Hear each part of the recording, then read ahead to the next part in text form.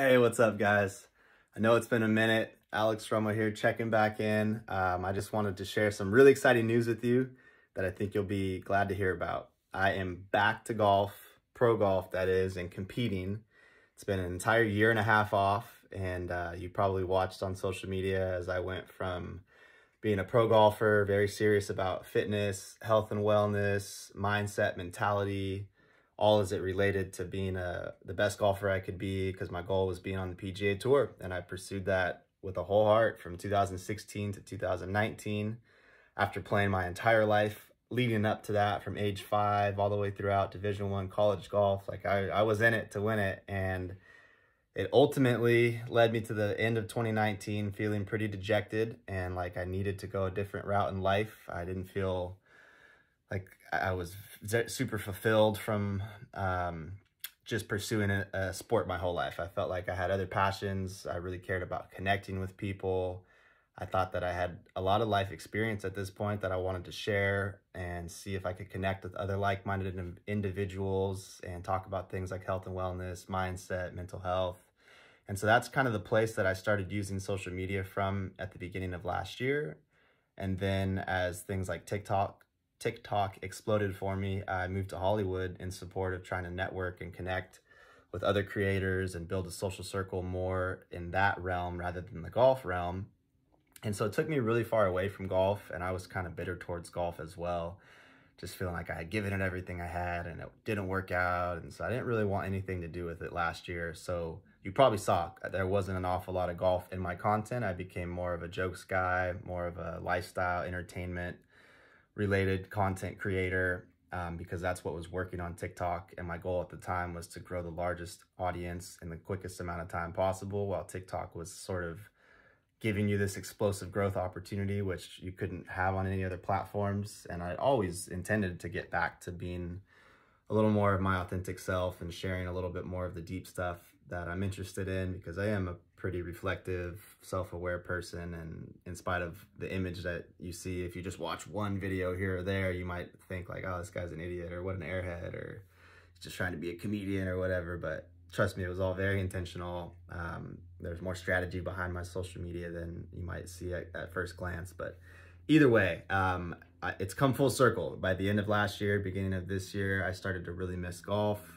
Started to sort of be turned off by the debauchery of Hollywood and how challenging it is to stay a good person when you're in the mix down there. There's huge party scene and not the best people in general. Some are better than others, but you got to really watch your social circle and where you hang out at, or you can get caught up in some bad stuff. And so I think I recognized it just in time and have removed myself from Hollywood for the last couple months, have gone back to playing golf full time.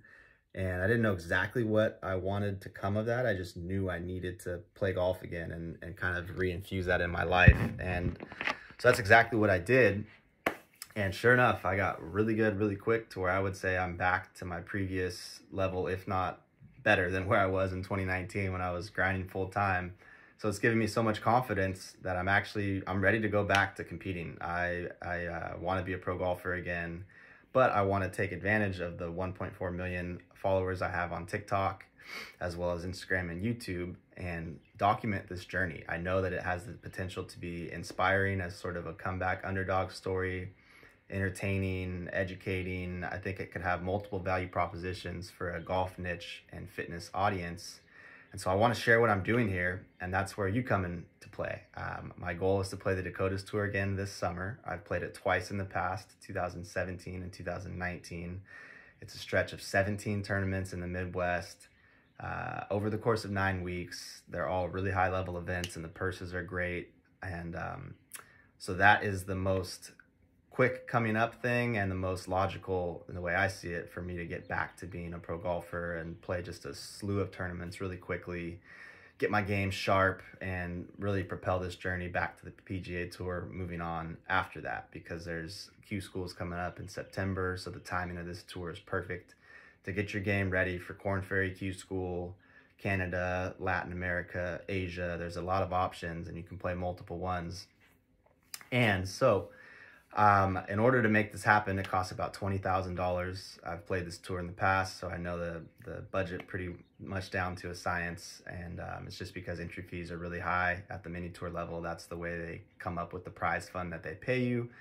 So the entry fees are close to $1,000 per tournament.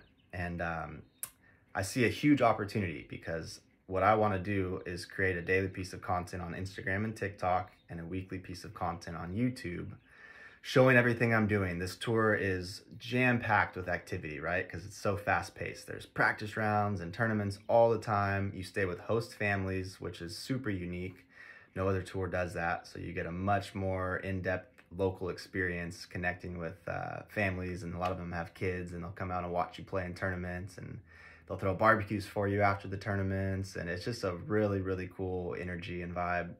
Gives you a taste of what it's like to really live out there, and they're so supportive. And you know, there's travel and road trips in between most of the tournaments. Pretty much move to a new city every 5 days, and there's a lot of chances to adventure along the road.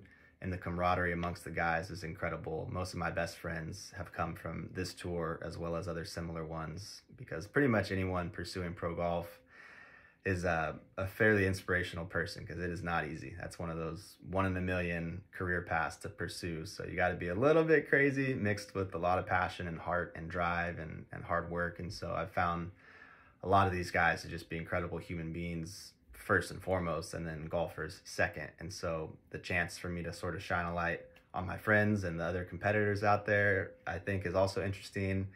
And so basically a very straightforward, simple value proposition of just documenting exactly what I'm doing every day on the Dakotas tour and being consistent with it enough that it develops a huge audience and following of people really excited to see sort of inside the ropes from a player's perspective, which as far as I know has never really been done before. You don't have like Ricky Fowler and Brooks Koepka out there selfie vlogging as they're pursuing PGA Tour events and major championships. Like, you're getting a much, you know, farther zoomed out view, which is the best that, you know, the Golf Channel and NBC and these networks can offer, but it's not the same as being ground level, you know, selfie style, filming myself and my friends. So I just know that this has the potential to blow up, especially because I've already done several years of work to develop the audience and following that I have. So it's not like I'm starting from ground zero and nobody knows who I am. So I see massive potential for this to go pretty viral and be a comeback underdog type story. And I've also had some backing come my way from a producer that's found some of my videos last year and kept in touch with me this year. She has a concept to pretty much do exactly what I said, but on a more high budget, high production quality scale for a Netflix or HBO documentary series with myself and some of my friends as cast members, showing our grind to the PGA Tour, what it takes, you know, not only the golf side of things, but also the emotional toil that it takes on us, you know, leaving girlfriends and wives and family members and friends, and being on the road, and most of us being broke well into our 30s as we pursue this thing that we're passionate about wholeheartedly.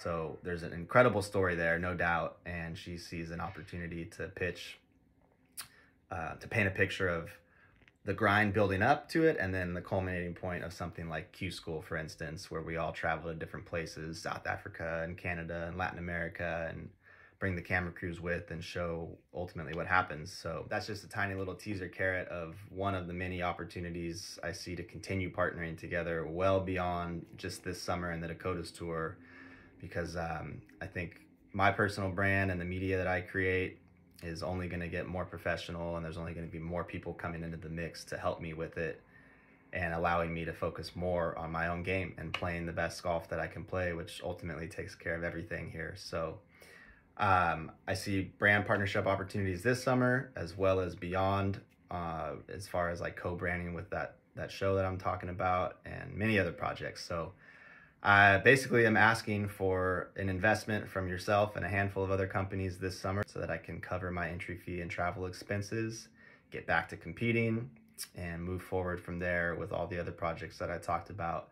In exchange from that, you'll be getting, like I mentioned earlier, 1 Instagram post and TikTok post a day, a YouTube video every week. I'm going to be talking about your products and services with my friends and fellow competitors out there on tour. locals in all the different towns that we go to. I can talk to the golf courses that we play at that host these events and see if any of them are interested in setting up accounts to carry your product. I can talk with the tour director who I'm close with after being out there for several years and see if there's some tournament sponsorship opportunities. I'm sure there are.